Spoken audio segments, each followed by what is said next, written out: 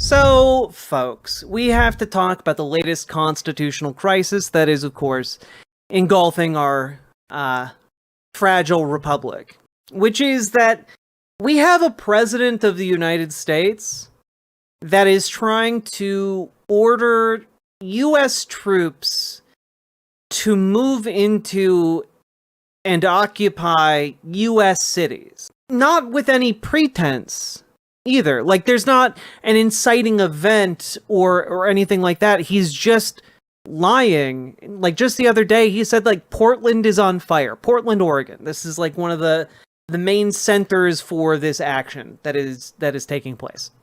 And literally, you go look at Portland, Oregon, and, like, the senators for Oregon are posting video from outside the one block where there have been protests, which is outside of the one ice facility in Portland. It's like people in inflatable costumes and like dancing and like being silly, and like they're still getting tear gassed and pepper sprayed and whatnot, and it's nuts.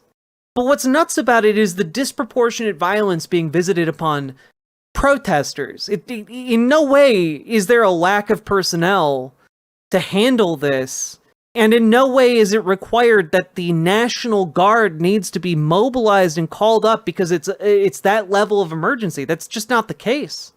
Okay? And this set of pretenses where the president is trying to fabricate a scenario, whole cloth, where he is able to order the U.S. military to just occupy different parts of the United States arbitrarily, for no reason. I mean, it reeks of madness, for one thing. It is grounds for impeachment in any kind of functional country, for another. But one of the things that we have to take into account is that was not where it ended, because, obviously Donald Trump tried to call up Oregon's National Guard. But then, wait, turns out the Trump administration immediately tried to go around the fact that the courts said, wait a minute, you can't mobilize the National Guard to fix a non-existent problem. Like, you can't do that. And so we have on Friday a federal judge, Judge Karen Immergut, who is a Trump appointee. She is someone who Donald Trump appointed to the judiciary. She is known for being one of the hardest asses in that district judgeship. And she says there is no basis, based on any of the presented evidence, that there is a reasonable basis for Donald Trump to activate and deploy the Oregon National Guard. And so on Saturday, she issued a ruling that blocked Donald Trump from being able to actually deploy the Oregon National Guard. However, immediately following that temporary restraining order, or TRO, Donald Trump had his minions attempt to call up the California and the Texas National Guard so that they could be deployed to Oregon.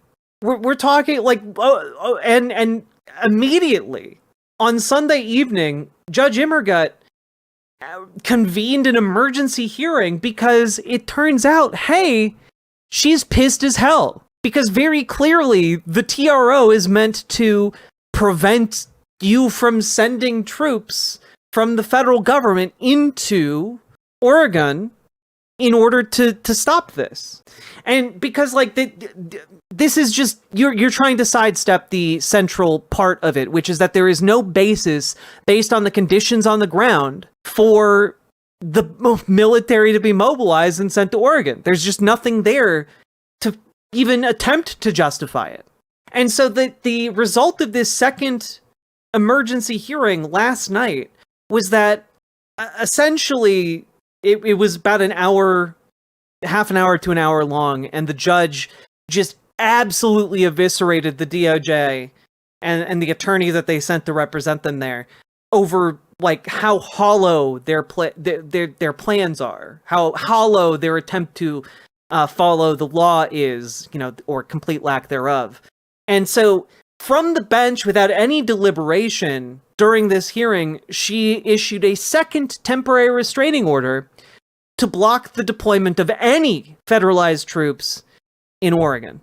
And what we have here is, and you've got additional factors that I haven't even brought in yet. We've got like the governor of Texas like coming out and basically saying, yeah, no, actually, I think it's good. I think if the federal government wants more of our troops, we'd be happy to send them to invade, Oregon and Illinois. Of course, we would love that. It'd be so nice and good if you could let us do that, please. Because, again, it's all this the South will rise again bullshit, repackaged for a new era. It's disgusting and embarrassing.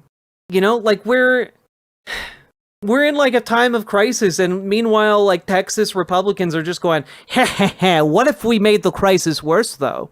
What if we just made it worse for literally no reason whatsoever?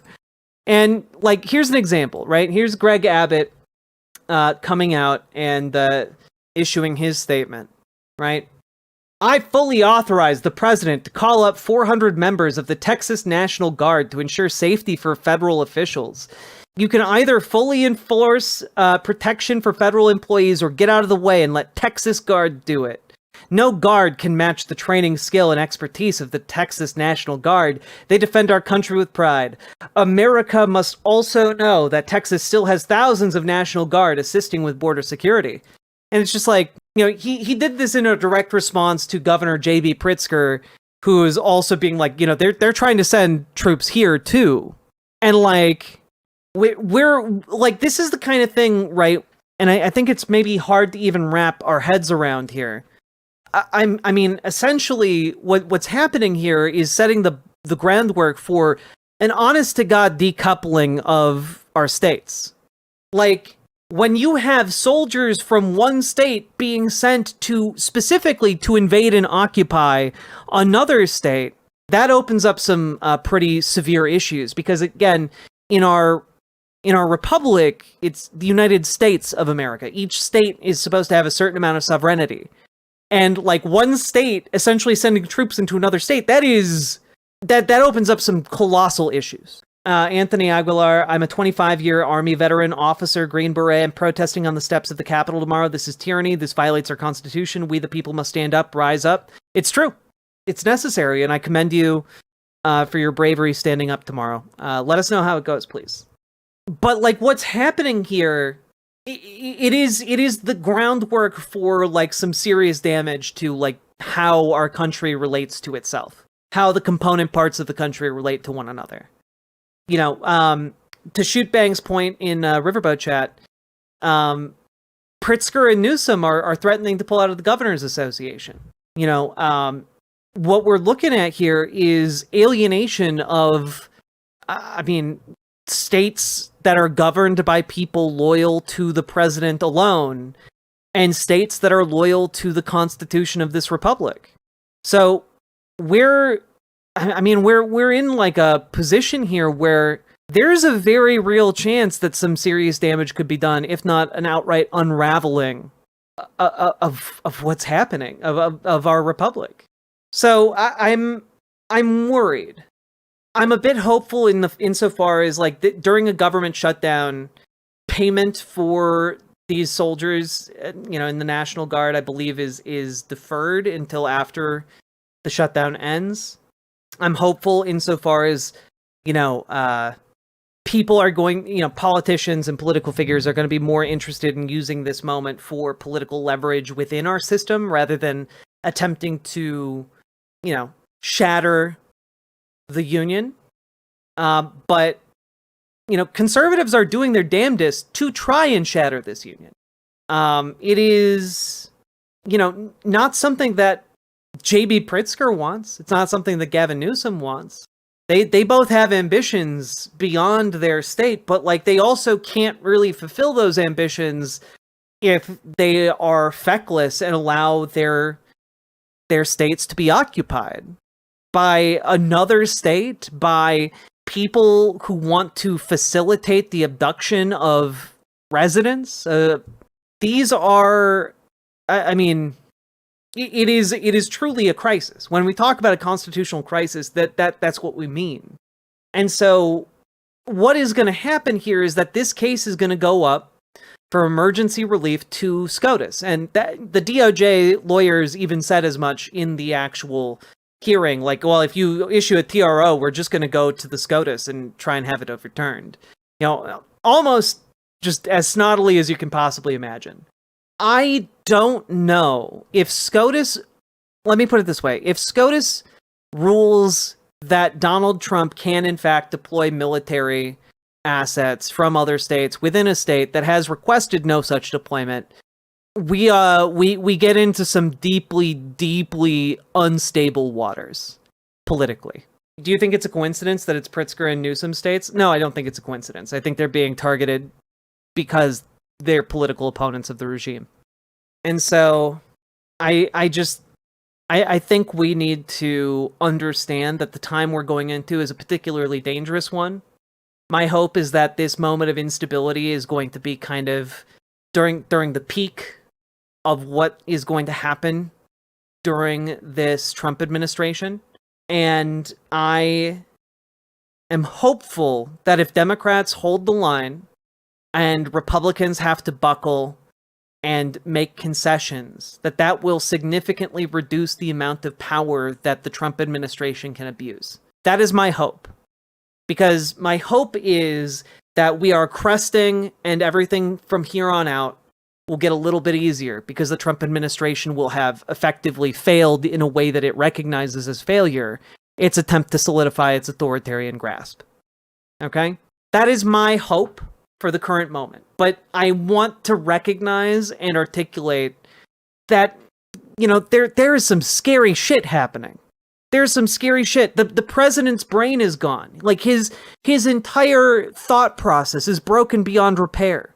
His ability to actually do anything is kaput. And instead, the people around him, who are all know-nothing numbskulls, are doing their best to try and grab power, and they are terrible at it. And what is happening is just chaos. And this chaos is not sustainable. It is not sustainable in the least. And so, understand, my hope is that we are seeing the worst of it right now, because if the Supreme Court rules that this is legal, I don't know where it goes from here. Like we are so far off the even like a sketch of the beaten trail. I guess we'll have to see. But my hope is weirdly in the fact that all these Republicans are opportunists and will draw a line at dissolving the Republic, because that is the basis of their power. So with that being said, remember to like, comment, and subscribe. And I'll keep you updated on whatever happens next. We'll go through it all together, huh? And folks, if you want to get organized, the best antidote to fear, then do join our Discord and consider, reaching out to Gamergy if you want to join DSA and make your local DSA more effective. And if you want to join your local Dems and radicalize them to better politics, you can reach out to Dragonfly in the Discord. Please check it out. We need to get more people involved every day. So let's keep on going, folks. Riverboat Jack is coming to town. All the viewers gather round. Twitch and YouTube and swishy streams. All that content is bursting the seams. Politics, Bane, and plenty more. Your sense of fashion you'll adore. So grab your stuff and hop aboard. We're going straight to Jack's Discord. Riverboat Jack.